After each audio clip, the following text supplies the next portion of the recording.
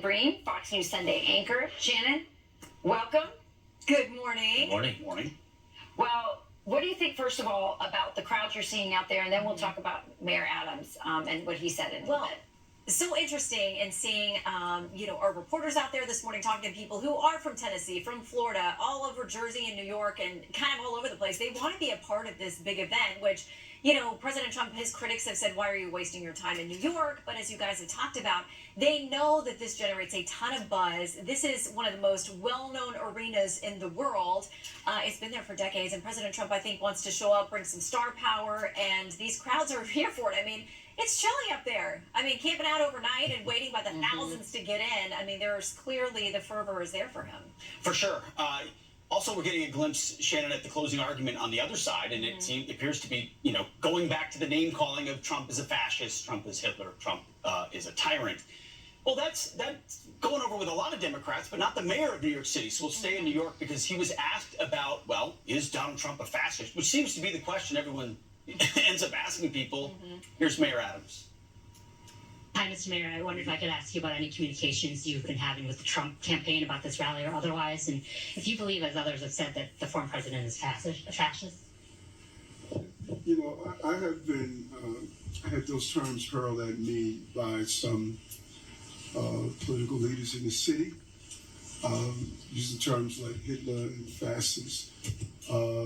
My answer is no. I know what Hitler has done, and I know what a fascist regime looks like. I think, as I've called over and over again, that the level of conversation, I think we could all dial down the temperature. And I've heard people say that the former president should not be able to have a rally in Madison Square Garden. I strongly disagree. This is America. This is New York.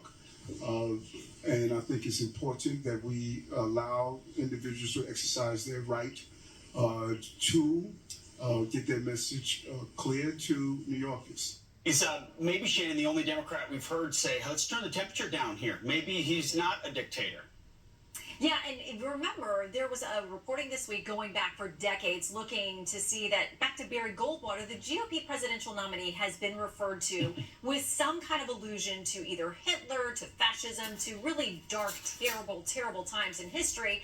And there was a point I felt like where everybody sort of reached a truce. Like, you don't use it against the other side. We're talking about millions and millions of people who were slaughtered, who were murdered. So when you invoke that, it's really painful for a lot of people and probably something we should just avoid in politics. But interesting that Mayor Adams, listen, he and Trump have had some weird kind of overlap with they're both facing these federal indictments, these federal cases. President Trump at the Al Smith dinner made allusion to this, like, hey, you started pushing back on the border issue and calling out the White House. And remember the back and forth between the mayor and the White House about immigration and how it's overwhelmed New York City.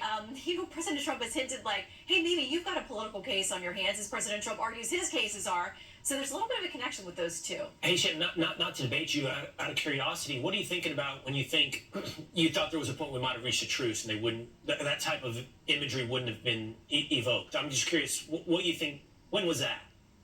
I don't know. I mean, I felt like there was a time that when people would use this, people even on, if it was your side that used it, would immediately stand up and say, like, guys, let's not go there. This is really the deaths of millions of people and a horrible thing that is still scarred the psyche, especially of Jews all around the world. Like, maybe we just don't talk about that. I feel like there's less of a rush to say that and to call out people's own parties and use it now. You know what I think? That's fair. I think it's always been used like that graphic. I mean, almost every presidential candidate from the Republican ticket has been called that. But I think where you're right, what you're pointing out is it might have been a few extremes. It might have been here or there. And there might have been others to go, you shouldn't do that. But now everyone is doing it. And so that's why it's notable that Mayor Adams is not. And it's the closing notable argument. that everyone is doing it. And it's the closing argument. Right. Which is an odd closing argument to make. Well, and it's such a contrast to weeks ago. We were told that it was about joy and about vibes for the Democrat side. And listen, they did have a very buoyant DNC. You know, we were there, and you see the happiness and the partying and all that kind of thing. And there was this, let's talk about positive and bringing the country together. I mean, all kinds of themes that test really well and you want your candidates to talk about.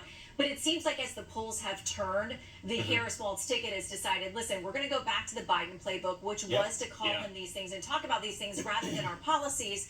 You know, a lot of voters out there will say it's not that they're voting because they know and feel confident and supportive of the vice president and her policies. Some of them will certainly say that, but a lot of them say they're just a vote against Trump. So they know leveraging that is probably the best idea for them down the home stretch. But it's an odd argument to make when you heard Carly Shimkus interviewing those two women. That was surreal too. She said, the women said, well, I went to the rally before the first Trump assassination. Then the other one said, okay, I went before. No, I was at the one after the second assassination attempt. That's the moment we're living in, and that's the attack they're making. There is absolutely no way that a Republican candidate would get away with this kind of language if Kamala Harris had endured 2 assassination attempts. It's just the double standard we all see. Well, and you know, Mark Cuban was on our air this week. I think it was when he was talking with Neil. And he said, listen, President Trump is the king of all name callers. He's called her communist. He's called her Marxist, that kind of thing. So the left will push back and say there has been language used against her that they say has been very negative. So people are going to hash that out. But you're right. I mean, there was a joint statement out from Senator McConnell and Speaker Johnson this week saying, listen, we're worried about this language that you're using. We kind of have this boiling cauldron, and it sounds like the language you're using is almost daring it to boil over was their language. After 2 assassination attempts, you have to really take those things in context. Yeah, for sure. And if you want price controls, you kind of are coming. There you go. Who do you have on Fox News Sunday today, Shannon?